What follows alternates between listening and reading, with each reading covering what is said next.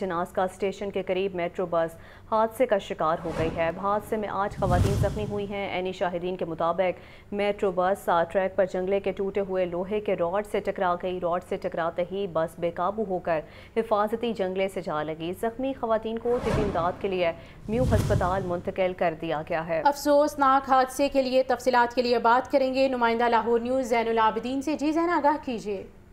बिल्कुल, ये अफसोसनाक वाक़या पेश आया है कि शादरा से लेके गज्जूमता तक चलने वाली जो मेट्रो बस है वो अपने ट्रैक पर ही हादसे का शिकार हो गई। ये मेट्रो बस का हादसा जनाज़गा मेट्रो स्टेशन के करीब पेश आया। ऐनी शाहिदीन से जब बात हुई तो उनकी तरफ से ये बताया गया कि मेट्रो बस ट्रैक पर जंगले के टूटे लोहे के राड से ये जो बस है ये टकरा गई है और ये जो ट्रैक पर आया हुआ लोहा था, इसका जो टूटा हुआ रॉड था ये हिफाजती जंगले का था, जिसको मास ट्रांजिट अथॉरिटी इंतजामिया की तरफ से मुरम्मत का काम इसका नहीं करवाया गया था और हिफाजती जंगला ही रोड के ऊपर था। तो मेट्रो बस मामूल के मुताबिक चल रही थी कि मेट्रो बस का जो टायर है वो इस टूटे हुए लोहे के राड से टकरा गया, जिसके बाद ये जो बस है ये बेकाबू होकर हिफाजती जंगले से जा लगी। जब मुसाफिरों की जानिब से इस हवाले से बात हुई तो उनका ये कहना था कि जो बस का ड्राइवर था वो बस को कंट्रोल ही नहीं कर सका जब लोहे के रॉड के ऊपर से ये बस गुजरी है। ताहम हादसे के दौरान अभी तक 8 जो खवातीन हैं उनके जख्मी होने की इतलात मौसूल हुई हैं, क्योंकि मेट्रो बस में जो सफर करने वाली खवातीन हैं वो बेशतर औकात जो ड्राइवर का कैबिन होता है वहां पर मौजूद होती हैं और ये बस हिफाजती जंगले से सीधी जाके टकराई है, जिसकी वजह से बस का जो फ्रंट विंड स्क्रीन है वो भी टूट चुकी है। 8 जो खवातीन हैं वो भी मामूली जख्मी हुई हैं, जिनको इस वक्त म्यू हॉस्पिटल में तिब्बी इमदाद दी जा रही है। ताहम अभी तक कोई कैजुअलिटी की इतलात मौसूल नहीं हुई। ताहम इन जख्मियों को रेस्क्यू 1112 के जरिए म्यू अस्पताल मुंतकिल किया गया। लेकिन माजी में भी देखा जाए तो लाहौर का ये जो ट्रांसपोर्ट का मेगा प्रोजेक्ट है ये तकनीकी खराबियों का ही शिकार रहा है। इस वक्त भी मेट्रो बस के जो बेशतर इंजन हैं वो जवाब दे चुके हैं और बेशतर बसें तकनीकी खराबियों का शिकार हो चुकी हैं।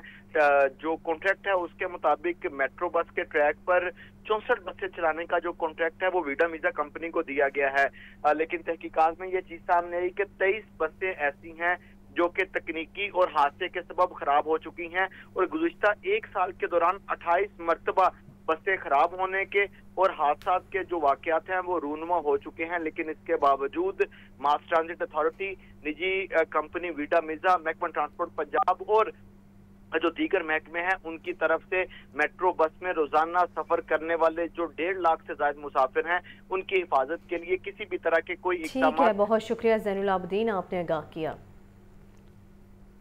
बुलेटिन में आगे बढ़ते हुए आपको अपडेट करें कि लाहौर की टूटी फूटी सड़कें आवाम के लिए दर्द-ए-सर बन गईं। शरीफपुरा के इलाके के बनी रोड की हालत अबतर, नाके सीवरेज सिस्टम के बाइस गंदा पानी भी सड़कों पर जमा। इलाका मकीनों को शदीद मुश्किलात का सामना। कहा इंतज़ामिया को मुतअद्दिद बार शिकायत दर्ज करवाई लेकिन अभी तक किसी किस्म की कोई सुनवाई नहीं हुई। मज़ीद तफसीलात जानते हैं सामिया सईद से। जी सामिया, बताइए। जी बिल्कुल, मैं इस वक्त शरीफपुरा के इलाके बेनी रोड पर मौजूद हूँ और यहाँ पर यही देखा जा रहा है कि सीवरेज के जो नाकिस इंतजामात के बाइस यहाँ पर जो है वो जगह जगह जो है वो खड्डे बने में पानी जो है यहाँ पर जमा हुआ है। शहरियों को जो है वो शदीद मुश्किलात का यहाँ पर सामना करना पड़ रहा है। यहाँ पर जो इलाका मकीन है इनसे बात करते हैं और इनसे इनकी सूरत हाल जानते हैं। काफी देर तो ये हाल है इस रोड का, इतने जेड़े भी गुजरते ने उन्होंने बड़ी मुश्किल पैदा होंदी है।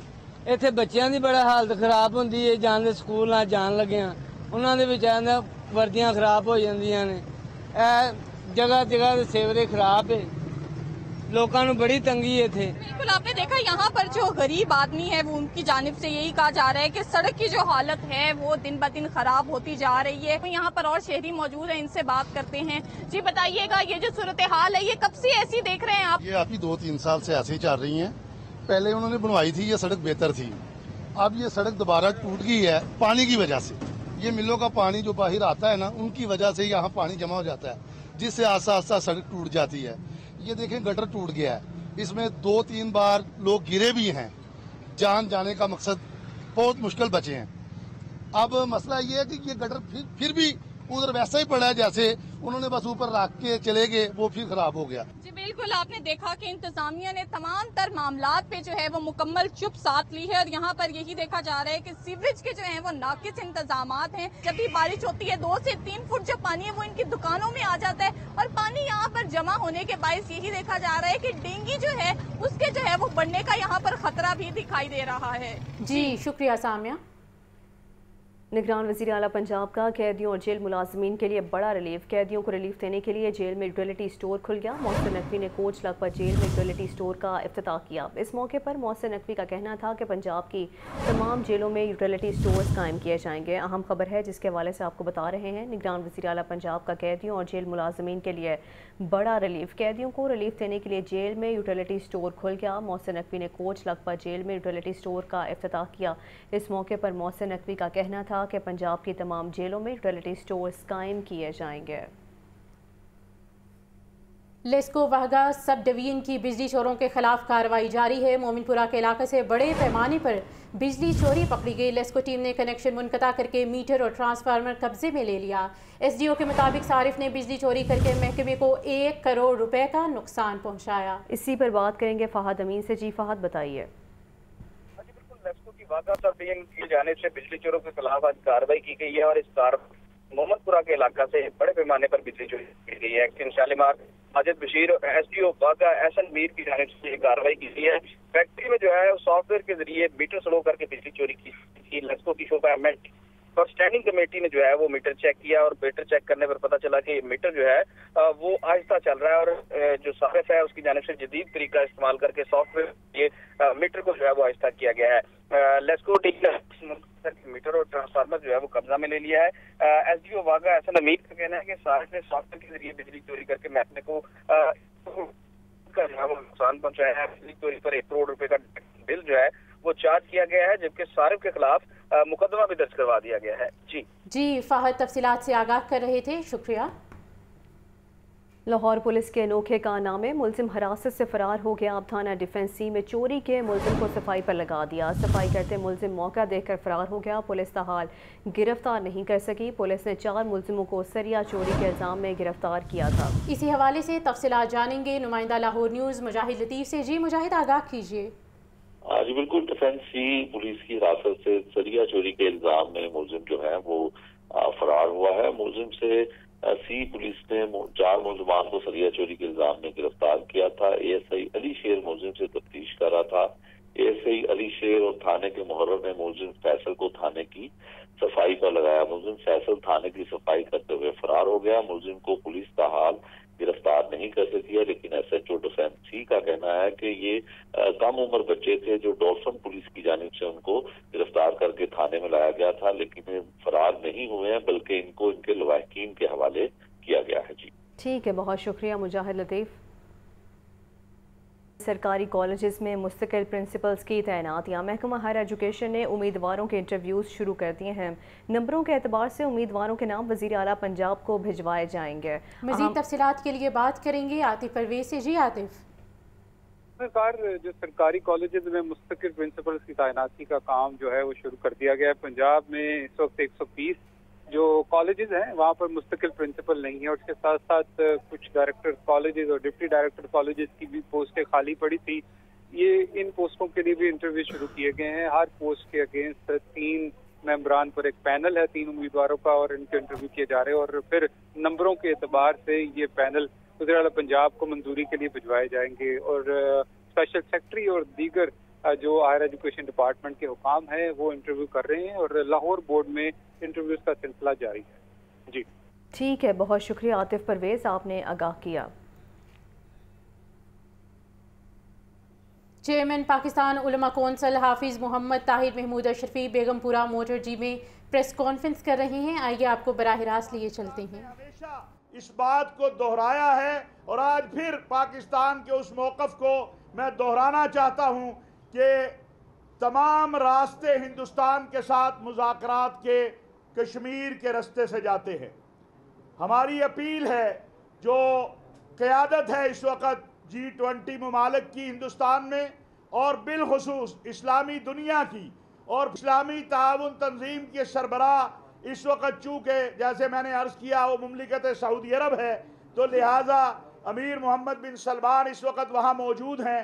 उनसे भी हम ये अपील करना चाहते हैं कि जिस तरह मुमलिकत सऊदी अरब ने, भाई आप बोल लें या मैं बोल लूँ, यानी या आप बोल लें फिर मैं खामोश हो जाता हूँ। इस वक्त मुमलिकत सऊदी अरब जो है वो इस्लामी ताउन तंजीम का सरबराह भी है और मुमलिकत सऊदी अरब का मौक़िफ़ जो है वो वही मौक़िफ़ है। इस्लामी ताउन तंजीम बल्कि 56 जो इस्लामी मुल्क हैं उनका वही मौक़िफ़ है जो पाकिस्तान का मौक़िफ़ है कश्मीर के मामले में, कि अक़वाम मुत्तहिदा की करारदादों के मुताबिक कश्मीर के मसले को हल किया जाए, और यही हमारा मुतालबा है। अभी आपने देखा चंद दिन पहले हमारे सिपा सालार जनरल हाफिज सैयद आसिम मुनीर साहब ने भी ये बात की है कि हम अक़वाम मुत्तहिदा की करारदादों के मुताबिक कश्मीर के मसले का हल चाहते हैं। इस खित्ते के 2 अरब के करीब इंसान जो हैं वो इस वक्त सफ़र कर रहे हैं, इस वक्त मुश्किलात में हैं। अगर हिंदुस्तान 5 अगस्त की पोजीशन पे वापस आता है और मकबूजा कश्मीर के ऊपर मुज़ाकरात के टेबल पर यह आलमी क़यादत उसे ले आती है और सऊदी अरब और बाकी आलमी दुनिया जो G20 में शामिल ममालिक हैं वो हिंदुस्तान को मजबूर करते हैं, तो मैं समझता हूँ कि इससे सिर्फ इस खित्ते के नहीं बल्कि आलमी तौर पर इसके मुस्बत असरात होंगे। जब तक ये 2 मसले जो हैं, एक कश्मीर और एक फ़लस्तीन, ये हल नहीं होते दुनिया में अमन कायम नहीं हो सकता। रोज़ाना कश्मीरियों पे जो जुल्म सितम हो रहा है और मुसलमानों पे जो हिंदुस्तान में जुल्म सितम हो रहा है उसके ऊपर आवाज़ बुलंद करना हम सब की ज़िम्मेदारी है।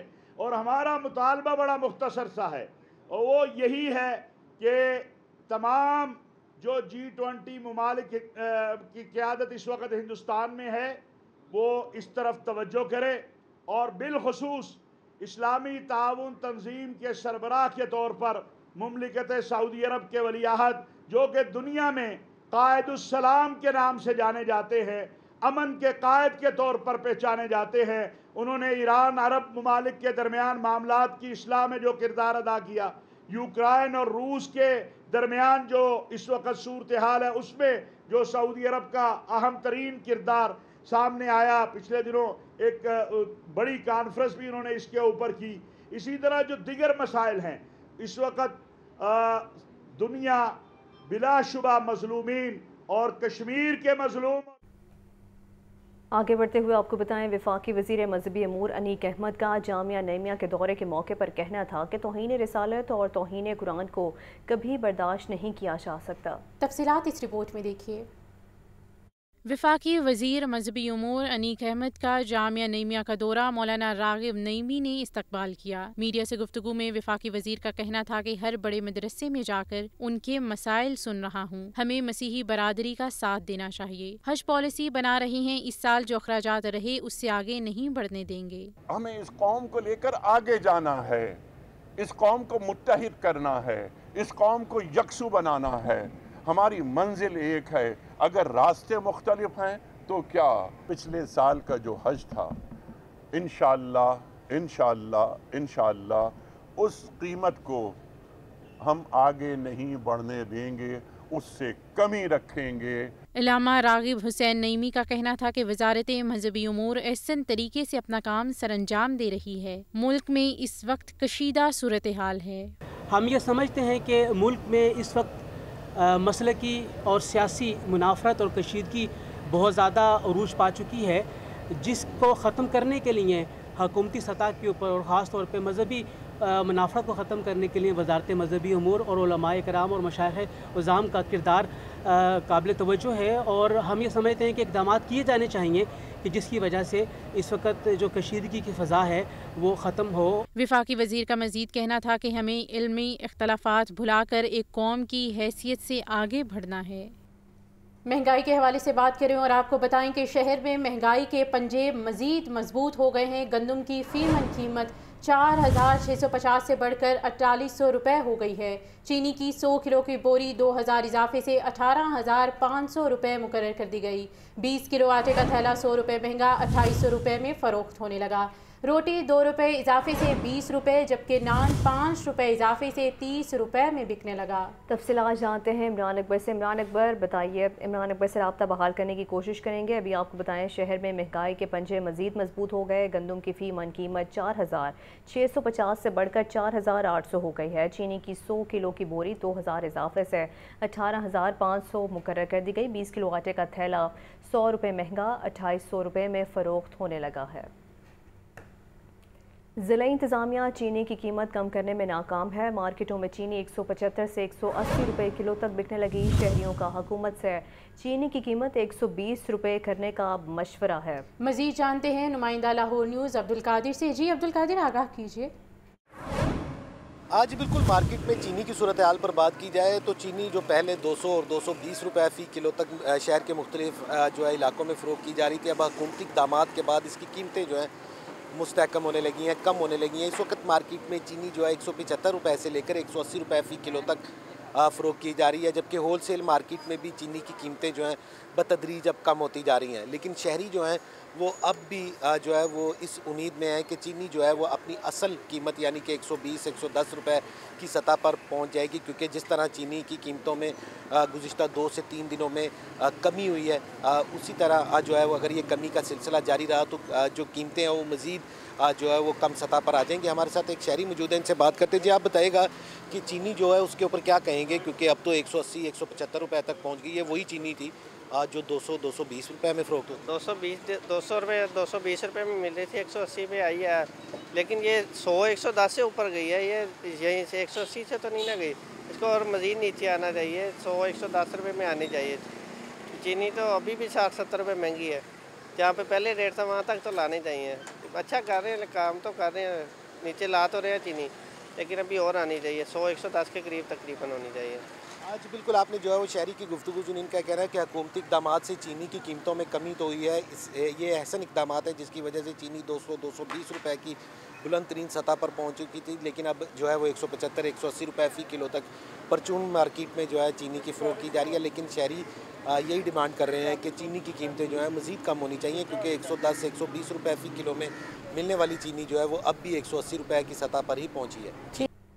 एडिशनल चीफ सेक्रेटरी दाखिला की ज़ेर सदारत चाइल्ड प्रोटेक्शन पॉलिसी से मुतल्लिक इजलास मुनक्किद हुआ। इजलास में चाइल्ड प्रोटेक्शन पॉलिसी के हवाले से दी गई सिफारिशात का जायज़ा लिया गया।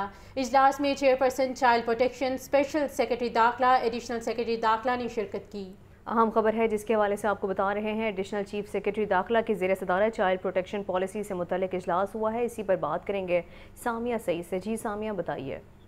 बिल्कुल, एडिशनल चीफ सेक्रेटरी दाखिला मियां शकील अहमद की ज़ेर सदारत चाइल्ड प्रोटेक्शन पॉलिसी के हवाले से एक अहम इजलास किया गया। इजलास में चेयरपर्सन चाइल्ड प्रोटेक्शन ब्यूरो सारा अहमद, स्पेशल सेक्रेटरी दाखिला फजल रहमान, एडिशनल सेक्रेटरी दाखिला शाहिद महमूद भी मौजूद थे। इसके अलावा director general child protection bureau Aftab Ahmed Khan, Zahida Manzoor, child protection officer UNICEF Ali Imran Gondar और दीगर अफसरान ने भी इजलास में शिरकत की। इजलास में मुख्तलिफ महकमों की जानिब से चाइल्ड प्रोटेक्शन पॉलिसी के हवाले से दी गई सिफारिशात का जायजा लिया गया। इजलास में एडिशनल चीफ सेक्रेटरी दाखिला मियां शकील अहमद को चाइल्ड प्रोटेक्शन पॉलिसी के हवाले से ब्रीफिंग भी दी गई। इजलास में एडिशनल चीफ सेक्रेटरी दाखिला मियां शकील अहमद का कहना था कि चाइल्ड प्रोटेक्शन ब्यूरो ने चाइल्ड प्रोटेक्शन पॉलिसी के ड्राफ्ट की तैयारी में बहुत अहम इकदाम किए हैं। चेयरपर्सन सारा अहमद का इस मौके पर कहना था कि यूनिसेफ और मुख्तलिफ महकमों की जानिब से चाइल्ड प्रोटेक्शन पॉलिसी के ड्राफ्ट में मज़ीद बेहतरी के हवाले से पेश करदा सिफारिशात को चाइल्ड प्रोटेक्शन पॉलिसी में शामिल किया जाएगा।